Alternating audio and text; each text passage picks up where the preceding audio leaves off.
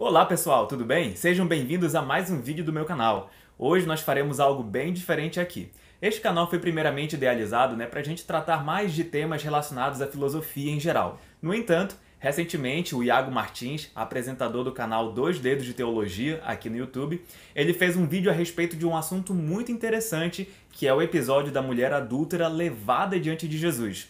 Essa talvez seja a história, uma das passagens mais conhecidas da Bíblia, e é o momento em que Jesus salva aquela mulher de ser apedrejada publicamente.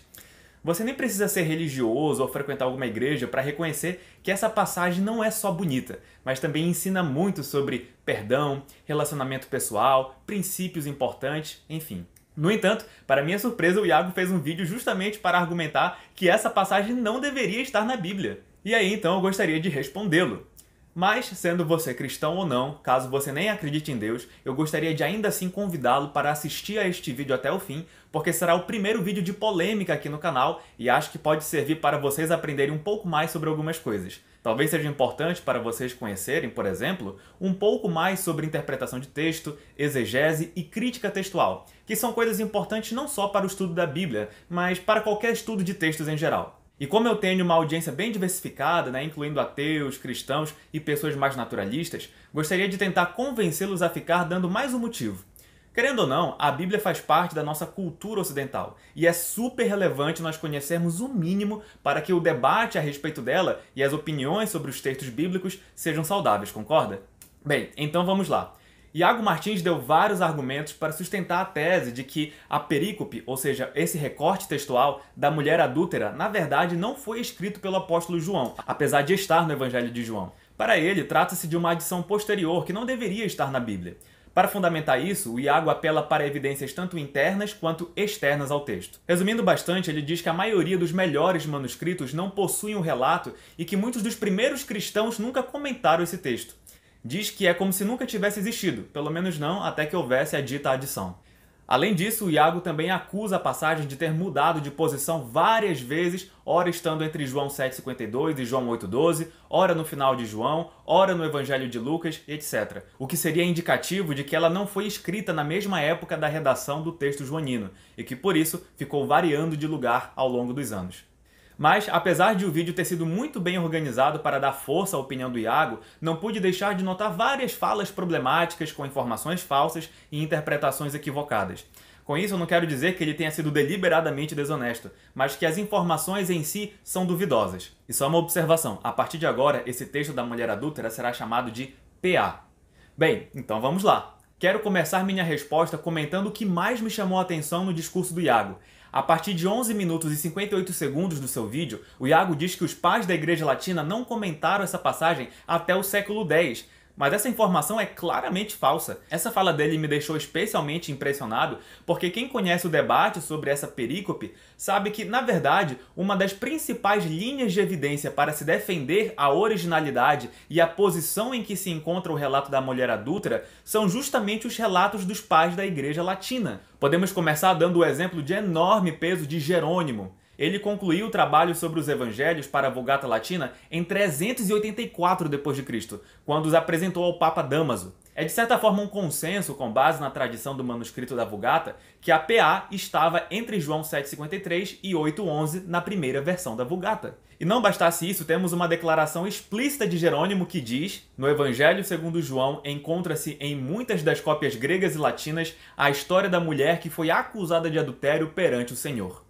Somando-se a essa declaração, temos também um importantíssimo depoimento de Ambrósio, que entre 385 e 387 d.C. disse: numerosas vezes a questão sobre o envolvimento dos bispos em tribunais seculares, especialmente sobre a pena de morte, foi levantada. E bem conhecida também é a absolvição da mulher que no Evangelho segundo João foi levada a Cristo acusada de adultério. E não bastasse essa declaração, na continuação do texto, Ambrósio faz outras declarações que situam a PA no lugar em que a conhecemos hoje. Outro pai da Igreja Latina muito relevante que cita o relato da mulher adúltera é Agostinho, também do IV século. Isso é feito, por exemplo, no Tratado 33 de seu Tratado sobre o Evangelho de João. Além disso, em seu livro A Harmonia dos Evangelhos, Agostinho diz: Mais uma vez, quão importantes são as coisas que este evangelista relata que Jesus falou, como quando ele voltou ao templo do Monte das Oliveiras e depois do perdão que ele estendeu à adúltera, que havia sido levada perante ele por seus tentadores, como que merecendo ser apedrejada. E logo depois de dar descrições sobre o relato da PA, Agostinho também refere que Jesus disse que ele era a luz do mundo, uma clara referência a João 8,12, o que indica fortemente que era nesse local que o relato da mulher adúltera estava situado. Em outra passagem muito relevante de seus textos, ele também diz: no entanto, a mente pagã obviamente se esquiva dessa comparação, de modo que alguns homens de pouca fé, ou melhor, alguns hostis à verdadeira fé, temendo, como eu acredito, que a liberdade de pecar impunemente seja concedida às suas esposas, removem de suas escrituras textos a respeito do perdão de Nosso Senhor dado à adúltera. Esse texto é especialmente importante porque pode explicar, em parte, a ausência do relato em alguns manuscritos que conhecemos atualmente. Agostinho diz que pessoas arrancavam esse trecho das Escrituras porque temiam que Jesus estivesse sendo estranhamente condescendente com o adultério. Se esse é o caso, a ausência do relato nos manuscritos citados pelo Iago não é tão estranha assim. Além disso, outros escritores cristãos dos primeiros séculos oferecem referências a PA e a sua localização também. Podemos citar Paciano, Crisólogo, Cassiodoro, entre outros. E em todos esses exemplos, os autores citaram o episódio da mulher adúltera como tendo autoridade divina, como se fosse parte das Escrituras. Além de todos esses esclarecimentos, também gostaria de comentar uma das testemunhas que o Iago citou. A partir de 12 minutos e 17 segundos do vídeo, Iago cita Eutímio como uma testemunha contra a presença da PA dentro do Evangelho. É que esse pai da igreja do século XII teria dito que a história da mulher adúltera não se encontrava em algumas cópias de sua época. No entanto, quando lemos o relato de Eutímio, percebemos algumas coisas bem interessantes.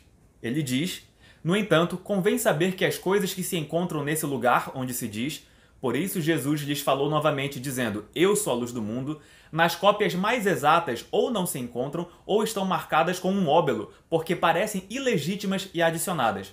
E o argumento para isso é de que Crisóstomo não faz nenhuma menção ao relato. Mas a nossa opinião é também declarar até mesmo essas coisas, porque elas não são sem utilidade. Assim como também o capítulo sobre a mulher apanhada em adultério, que está colocado entre estes. Algo curioso sobre esse texto é que Eutímio está dizendo que o argumento dado para a omissão ou incerteza dentro do texto joanino vinha da ausência de declaração de outro pai da igreja. Além disso, o mesmo texto usado por Iago Martins coloca em suspeição não apenas a PA, mas também a continuação do capítulo 8 de João, em que Cristo diz ser a luz do mundo, um texto que é aceito por todos como canônico.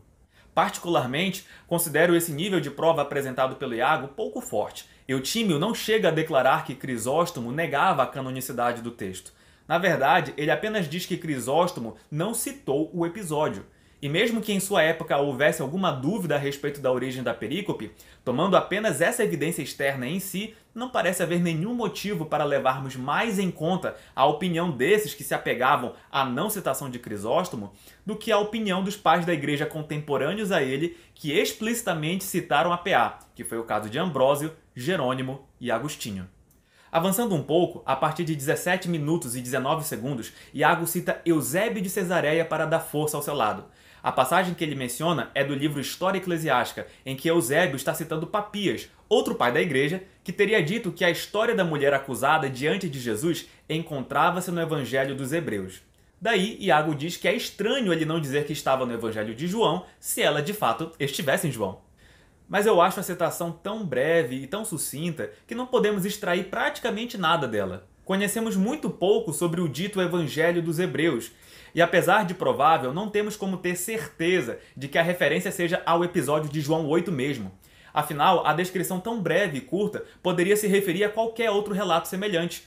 O próprio caso mencionado em Lucas 7 da mulher, também acusada de pecados, que enxuga os pés de Jesus com seus cabelos, também poderia se encaixar no que Papias falou. E um pouco antes de Eusébio mencionar essa memória de Papias, ele já havia declarado também que o próprio Papias conta também outras coisas como tendo chegado a ele por tradição não escrita, algumas estranhas parábolas do Salvador e de sua doutrina, e algumas outras coisas ainda mais fabulosas. Ou seja, apesar de ser útil até certo ponto, parece de pouco proveito tentar usar esse texto como prova de qualquer coisa. Há ainda outro comentário do Iago que parece estranho. a partir de 16 minutos e 23 segundos, depois de citar o Didascalia, um documento do século III que menciona a PA, Iago diz que há algumas diferenças de narrativas. Nesse documento, segundo Iago, os líderes judeus não tinham julgado a adúltera, o texto não identifica o pecado do adultério, sugere que a intenção dos líderes judeus não era de prender Jesus e que Jesus apenas conversa com aquela mulher e a chama de filha, excluindo a ordem de não pecar ao final. Ouvindo isso, talvez se passe a impressão de que a história era de fato tão instável na antiguidade que ela possuía várias versões, não merecendo tanta confiança assim. O problema é que a versão que consta desse documento, novamente, é apenas um resumo muito sucinto. Caso você queira ler, o texto está na descrição do vídeo. Ele é tão curto que não pode se esperar que vá citar todos os detalhes da história, pois serve apenas para ilustrar e desenvolver um pouco mais do que o autor já vinha falando antes. Se mesmo os evangelhos divergem em pontos marginais entre si, às vezes omitindo pontos que outros evangelhos apresentam, por que esperar que o resumo de um documento posterior se atenha tanto aos detalhes assim? Se vocês forem checar, na verdade, as diferenças entre os relatos sequer são significativas. Percebam que, diferente do que Iago tenta fazer parecer, tanto no relato de João 8 quanto no texto do Didascalia, os líderes judeus não condenaram a mulher. É que, assim como o Didascalia corretamente menciona, os líderes deixaram para Jesus decidir se ela seria ou não condenada. Além disso, por que a gente teria de esperar que o relato do Didascalia explicitasse que os líderes queriam prender Jesus? O próprio relato de João 8 é muito discreto em relação a isso. O que o texto explicitamente diz é que queriam ter algo para acusar Jesus. Mas não citar essa informação é alguma divergência substancial? As diferenças apontadas por Iago, então, parecem artificiais. Outro ataque feito pelo Iago, a partir de 12 minutos e 29 segundos, foi a suposta omissão de pais da igreja como Orígenes, da tradição patrística grega, que supostamente não conhecia a história da mulher adúltera. No entanto, no recente livro To Cast the First Stone, The Transmission of a Gospel Story, Jennifer Nust e Tommy Wasserman referem-se a duas passagens de Orígenes que podem ser referências a PA, apesar de as citações serem disputáveis. Então, talvez com o tempo descobramos mais citações e textos que apoiem a PA que antes não eram conhecidos. Por enquanto, vamos avançar para outro tópico atacado pelo Iago. Além da questão pertinente aos pais da igreja, a partir de 13 minutos e 17 segundos, Iago começa a dizer que a evidência interna também aponta para que o relato não seja de João. Ele diz que o vocabulário e a sintaxe do texto não parecem joaninos. Diz que não há quase nada nesses versículos que pareça ter sido escrito por João. Bem, o problema aqui é que Iago não dá nenhum exemplo do que acaba de dizer. Ele apenas lançou essa informação. Com isso, eu não estou querendo dizer que essa acusação realmente não seja feita na literatura especializada, pois ela acontece sim. O problema de ele não ser específico aqui no quesito do vocabulário e da sintaxe é que a resposta se torna um pouco mais difícil de ser feita. No entanto, mesmo sendo um ataque bastante genérico, ele é possível de ser respondido com alguma facilidade. Digo isso em parte porque acho que a formulação da crítica não está bem feita. É que vários teólogos dizem sim que há construções e escolhas textuais que não são usuais no Evangelho de João. Mas outra coisa bem diferente é dizer que não há quase nada ali que pareça de João. Isso eu considero errado porque temos evidências de sabor joanino sim, para emprestar a expressão usada pelo Iago. Vou começar minha resposta comentando os pontos que geralmente são suscitados para dizer que há elementos que não parecem de João e depois partirei para dar exemplos do que explicitamente é parecido com a redação de João. Alguns dizem, por exemplo, que a existência de muitas apax legomena no texto é algo indicativo de que não se trata de um texto de João. E apax legomeno é um termo técnico para designar uma expressão que ocorre apenas uma vez no texto ou na coletânea de textos em questão. Para ficar claro, o raciocínio é mais ou menos o seguinte. Como há várias expressões que só aparecem dentro daquela perícope no texto e em nenhum outro lugar do Evangelho, isso nos levaria a crer que aquele trecho foi escrito por outra pessoa. Deu para entender? Mas é curioso que os autores que fazem a contagem dessas expressões únicas não concordam na listagem sempre. Algumas listas incluem 7, 13, 14 ou 15 expressões únicas entre João 7,53 e João 8,11. De toda forma, mesmo que tomemos o pior dos casos, o de 15 expressões únicas dentro da PA, esse não parece ser um bom argumento contra a autenticidade do texto.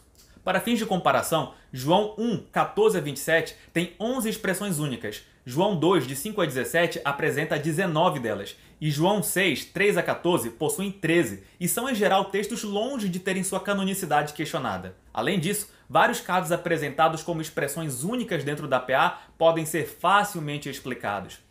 Essas listagens, por exemplo, incluem o vocábulo grego para adultério, moireia, como exemplo de apax legomeno. Bem, mas não é de se estranhar que isso aconteça, pois em nenhum outro lugar do Evangelho de João a questão do adultério é discutida. O Evangelho de João, por exemplo, não inclui a discussão sobre o divórcio e novo casamento que acontece no Evangelho de Marcos e de Mateus. É totalmente compreensível, portanto, que a expressão só aconteça ali. O mesmo vale para outra palavra que aparece nessas listas, como, por exemplo, o termo que, traduzido, aponta para a mulher ter sido apanhada no próprio ato, em grego, autóforos. Bem, em nenhuma outra ocasião do Evangelho, João teria tido a oportunidade de usar essa palavra. Então, é natural que essa expressão ocorra apenas na PA. Situação muito parecida acontece também com a expressão Monte das Oliveiras, que aparece poucas vezes, mas em todos os evangelhos. Não é de se estranhar que João registre essa expressão menos vezes, pois, entre outros motivos, seu evangelho não cita o famoso discurso profético de Jesus, que consta, por exemplo, de Mateus capítulo 24. E, diga-se de passagem, é um sermão que acontece no Monte das Oliveiras. De toda forma, não apenas conseguimos rebater a muitos desses exemplos, como também podemos oferecer vários casos de construções tipicamente joaninas que aparecem dentro da PA. Há um tipo de construção que é muito frequente em João, que ocorre na história da mulher adúltera. Falo da união da conjunção de com o pronome demonstrativo tuto, mais o verbo falar, lego. Por 10 vezes, João se vale desse recurso para fazer pequenas falas explicativas aos seus leitores. Isso ocorre em João 6,71, 7,39, 11,13, 11,51, 12,6 e 33, 13,11 e 28, 21,19 e, é claro, na perícope da mulher adúltera, quando se diz "isto diziam eles, tentando-o". Esse tipo de comentário para explicar melhor a cena e a intenção das pessoas é um dos mais claros exemplos de linguajar joanino.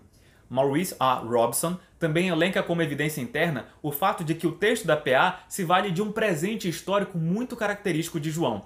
Ele nota ainda que esse presente histórico ocorre de forma muito similar, na mesma ordem da narrativa da cura do cego que acontece no capítulo 9 de João.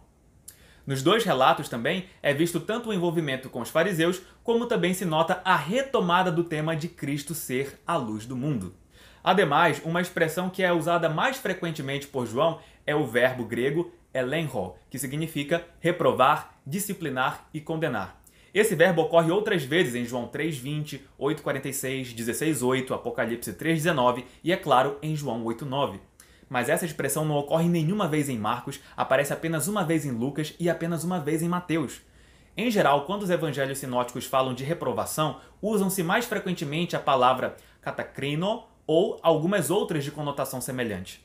Outros exemplos poderiam ser dados em defesa dessa tese, mas, como Iago não se aprofundou tanto nesse ponto, já fico satisfeito oferecendo essas respostas.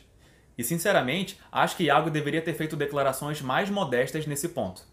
Bem, mas avançando para outra crítica feita por Iago Martins, a partir de 13 minutos e 34 segundos de seu vídeo, ele refere que o relato da mulher adúltera quebra o fluxo da narrativa, pois para ele é estranho que o fluxo do discurso de Jesus no templo seja interpolado com uma discussão sobre o adultério. Para ele, faz mais sentido o texto pular diretamente de João 7,52 para João 8,12. Quanto a isso, eu vou argumentar que a crítica do Iago com relação a esse ponto não só não faz sentido de um ponto de vista temático, como pode também gerar complicações para a coerência textual que ele tanto busca. Em primeiro lugar, deve-se destacar que o encaixe do relato da mulher adúltera no lugar em que está é perfeito para a sequência temática dentro do Evangelho de João. Se fizermos uma avaliação panorâmica de tudo que vinha sendo discutido desde o início do Evangelho, veremos que a identidade de Jesus, sua relação com a lei de Moisés, o julgamento divino e a autoridade de Jesus são temas recorrentes no Evangelho de João e especialmente presentes no capítulo 7, que antecede a PA. Por exemplo, fazendo eco com o relato da mulher samaritana no capítulo 4, que discutiu a identidade de Jesus em quase todo o seu diálogo com ele, no capítulo 7, é apresentada aos leitores uma multidão que está dividida sobre o caráter de Jesus, sua identidade e o que gostariam de fazer ou não com ele. Da mesma forma, fazendo paralelo com o episódio de João 5, em que os judeus procuravam matar Jesus por supostamente ter transgredido a lei sobre o sábado, no capítulo 7, o tema da lei de Moisés é introduzido novamente. Outra comparação interessante é que desde João 1,46 já havia sido questionada a competência e o caráter de Jesus por ele ser de Nazaré. Preconceito semelhante volta a aparecer quando questionam como Jesus adquiriu tanto conhecimento se ele não era conhecedor das letras. O relato de João 7 se encerra com Nicodemos, o mesmo que foi procurar Jesus no capítulo 3, discutindo com os fariseus sobre a justiça, questionando seus companheiros se não estava na lei que era direito de uma pessoa ser ouvida antes de acontecer uma condenação. Tendo esclarecido isso, a recapitulação contextual que acabo de fazer mostra que a sequência do texto com o episódio da mulher adúltera é simplesmente perfeita. Tematicamente, tudo se encaixa, porque com a cilada montada para cima de Jesus, todos os temas anteriormente discutidos se conectam. Pensem comigo um pouquinho. Apresentando uma mulher que foi flagrada em adultério, fosse qual fosse a decisão de Jesus, os fariseus conseguiriam desmoralizá-lo diante da multidão que no capítulo anterior havia se maravilhado com ele. Além disso, novamente a questão pertinente à lei de Moisés teria entrado em cena e Jesus teria de se posicionar sobre ela. Enfim, tudo culminou para aquele clímax do relato da mulher adúltera acontecer. Outra coisa que deve ser ressaltada é que se os críticos da PA estiverem corretos e, portanto, não devemos incluir o relato dentro da Bíblia, aí sim é que parece que houve uma quebra de fluxo narrativo. É que João 7 finaliza dizendo que os guardas voltaram sem terem prendido Jesus, o que deixou os fariseus bem indignados. Mas se logo em seguida a narrativa estava falando de Nicodemos conversando com os fariseus, não faz sentido o pulo para o verso 12 de João 8.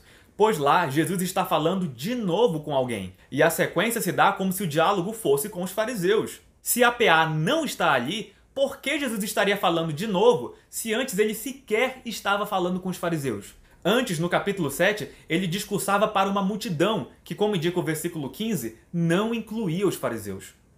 De um ponto de vista literário, faz muito mais sentido que tivesse acontecido um enfrentamento direto contra os fariseus, para aí sim, Jesus falar de novo com eles, como diz João 8, versículo 12. Ah, mas espere aí, não é isso mesmo que a PA faz? Sim, se a PA estiver no lugar em que a gente conhece, Jesus estaria falando diretamente com os fariseus e poderia dizer algo a eles de novo. Tudo se encaixa então perfeitamente.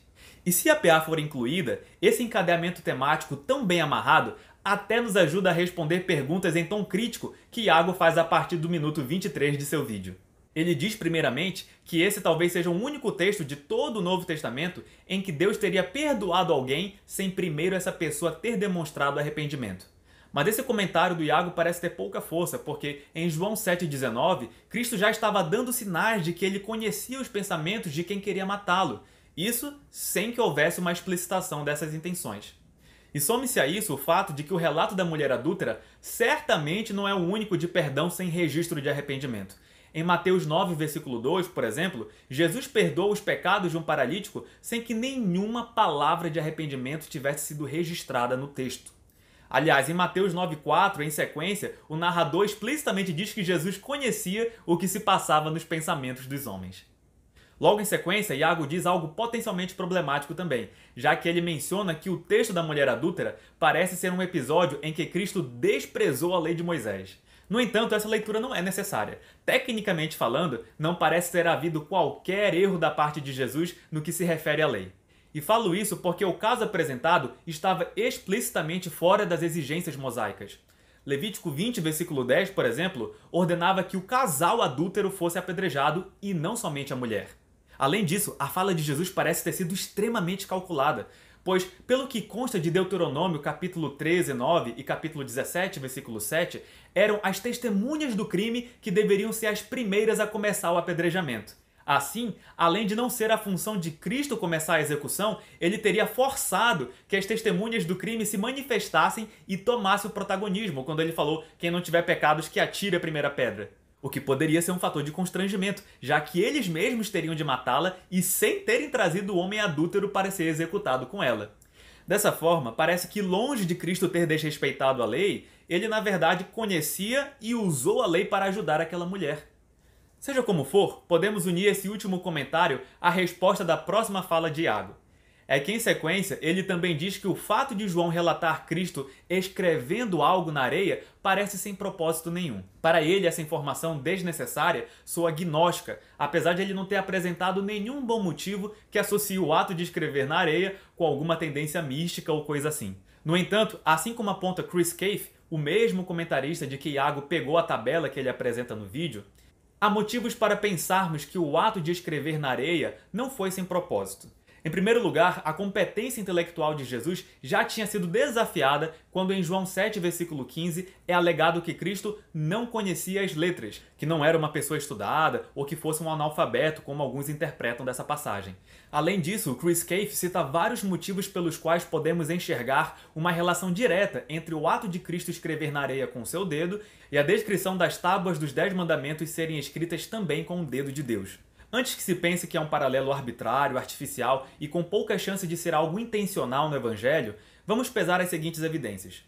Apenas Êxodo 32:15, que fala sobre as tábuas terem sido escritas pelo dedo de Deus, e João 8, versículo 6 e versículo 8, apresentam em sequência a forma composta do verbo escrever, katagrafo, seguida da forma simples, grafo, para se referir ao mesmo ato.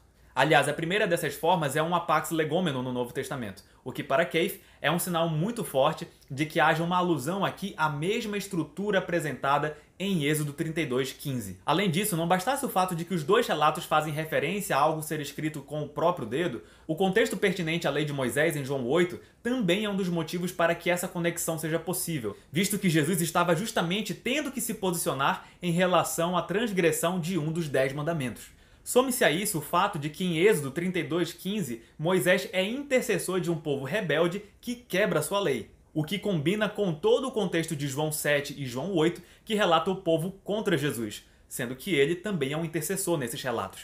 Outro critério que Caffe explicita para que não se enxerguem falsos paralelos é verificar se o paralelo colaboraria com a temática geral do livro e com o desenvolvimento da história. Bem, será que o relato de uma mulher adúltera sendo livrada da condenação da lei ajudaria com o desenvolvimento temático de tudo que eu mencionei até agora? Parece que a resposta é sim. Além de que com isso, ou independentemente disso, Cristo teria provado sim que era uma pessoa que conhecia as letras. E diga-se de passagem, Caffe não é o primeiro autor a fazer essa leitura. Na verdade, esse entendimento foi relatado já por vários comentaristas, a começar pelo próprio Ambrósio, no século IV. Portanto, essa não deixa de ser uma proposta, pelo menos, atrativa. Mas seja como for, mesmo que essa correlação temática e literária não seja suficiente para nos convencer, o importante, por enquanto, foi mostrar que o ato de escrever na areia não precisa ser visto como inútil, e qualquer tentativa de associar a ação de Cristo com uma leitura gnóstica precisa ser muito mais justificada. O Iago precisa argumentar muito mais aqui. Depois, a partir de 24 minutos e 6 segundos, Iago diz que o relato da mulher adúltera parece fantasioso, porque o Império Romano não permitia mais os apedrejamentos públicos, o que tornaria o episódio pouco acurado historicamente. Bem, de fato, os judeus estavam sob o jugo romano naquela época, e a dinâmica da pena de morte com certeza sofreu mudanças por causa disso. No entanto, esse comentário está longe de ser um bom apoio à tese do Iago. E eu falo isso porque, se esse é o caso, o que a gente vai fazer com o apedrejamento de Estevão lá no livro de Atos? E mais, como que a gente explica também o apedrejamento de Paulo em Atos capítulo 14, versículo 19? Aliás, o mais curioso é que o próprio capítulo 8 de João relata que a multidão tentou apedrejar Jesus, mas que ele conseguiu fugir antes disso. E não bastasse a evidência bíblica, o historiador judeu do primeiro século, Flávio Josefo, também relata um apedrejamento público. O que esses relatos nos mostram é que a morte por apedrejamento não deve ser um motivo de tanto estranhamento assim. O governo romano não tinha condições de monitorar tudo e todos a todo tempo. E além disso, poderia ser o caso de ele mesmo conceder permissão dos judeus executarem criminosos. Portanto, é injustificada a preocupação de Iago sobre o texto da mulher adúltera ser historicamente pouco acurado. Por fim, gostaria de comentar os argumentos relacionados aos manuscritos suscitados. Certamente, a linha argumentativa mais consistente contra a canonicidade do texto está aqui, visto que é verdade que o relato não está em vários documentos importantes. Mas primeiramente eu gostaria de começar respondendo ao que o Iago fala sobre as diferentes posições da PA dentro dos evangelhos. Sobre esse ponto, além de estudiosos já terem proposto explicações para essas mudanças, acho que a questão mais relevante a ser levantada agora seria a diferença de tempo entre esses manuscritos que atestam diferentes posições e os manuscritos mais antigos. É curioso que o Iago Martins até mostra a tabela que o Chris Caffe fez sobre o assunto.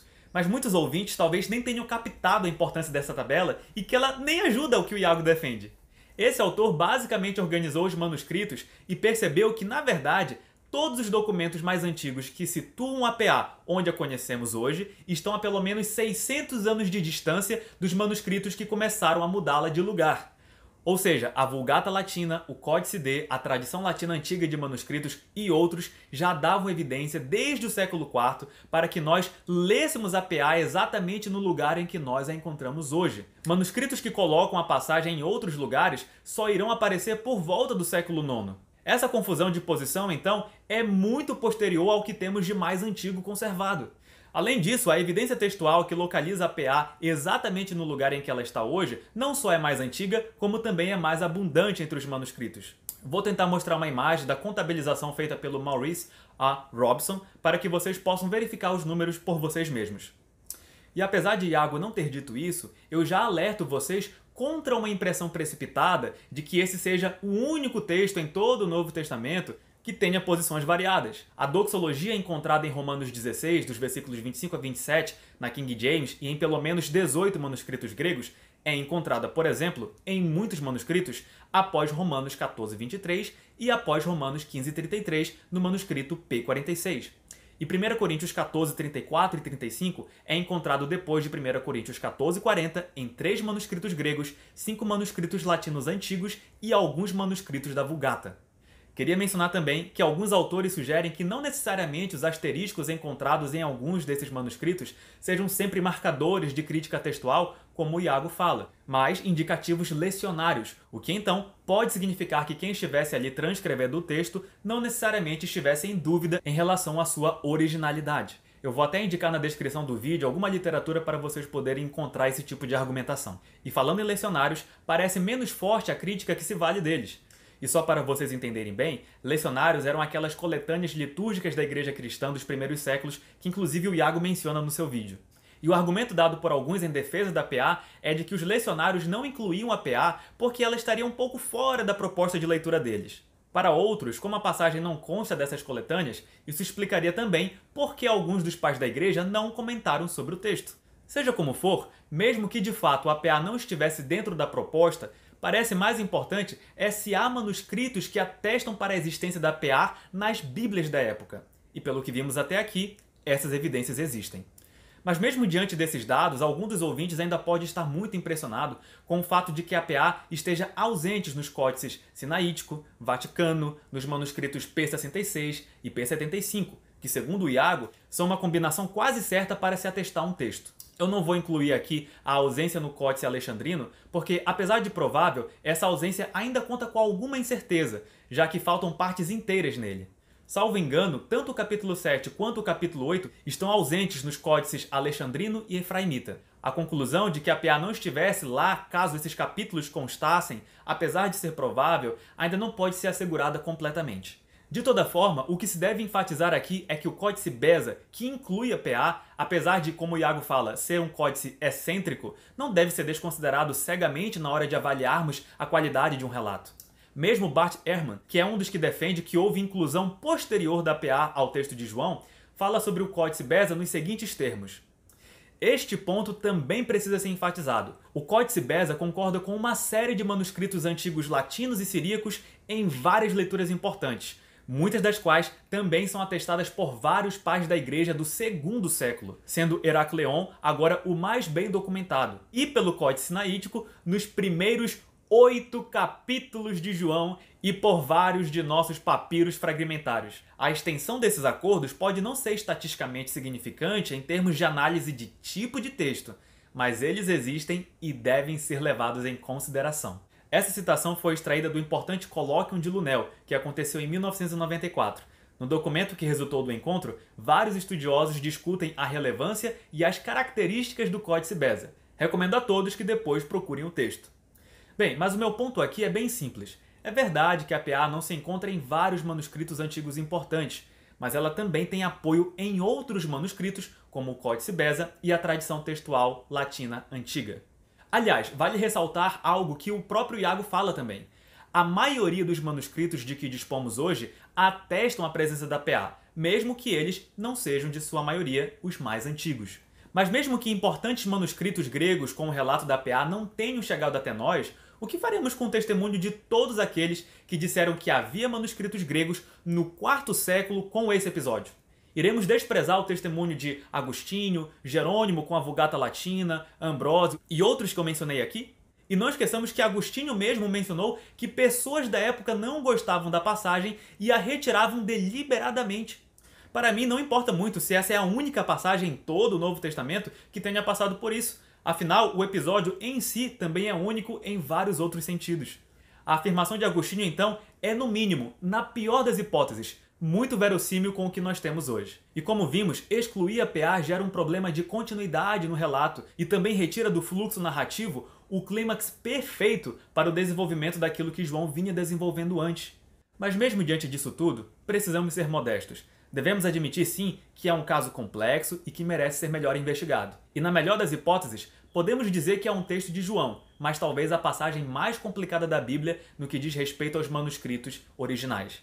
Porém, que fique claro, é totalmente aceitável e defensável que aquele texto seja de João. Bem, termino este vídeo fazendo uma reflexão sobre o que acabamos de discutir.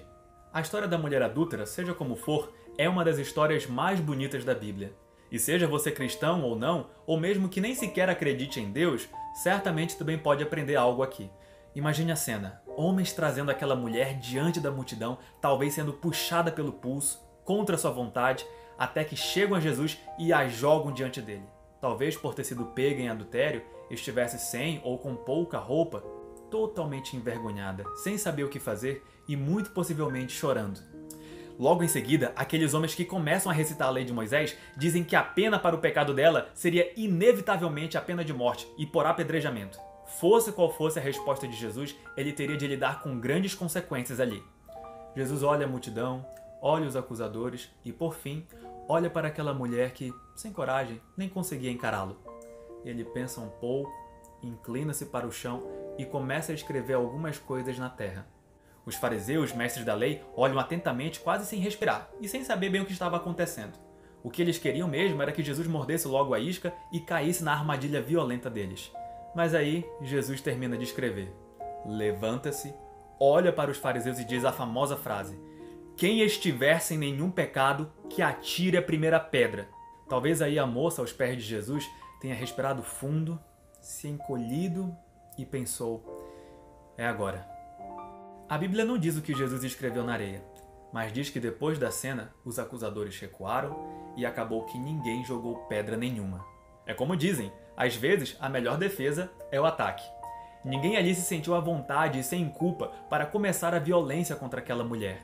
Um a um tendo ido embora, deixando as pedras no chão, Jesus ficou a sós com ela. E ele pergunta para a moça: "Onde estão os teus acusadores? Ninguém te condenou?" E ela, depois de abrir os olhos e ver que todos tinham saído, respondeu soluçando: "Ninguém, Senhor." Daí, Jesus, depois de ter usado seu conhecimento, postura e autoridade para salvar aquela pecadora, nem questiona nada sobre o seu passado. Aquilo já não importava. Ele apenas diz: "Eu também não te condeno. Vá e não peques mais." Sabe, talvez você nem acredite em Jesus, mas ele foi incrível ali, não foi?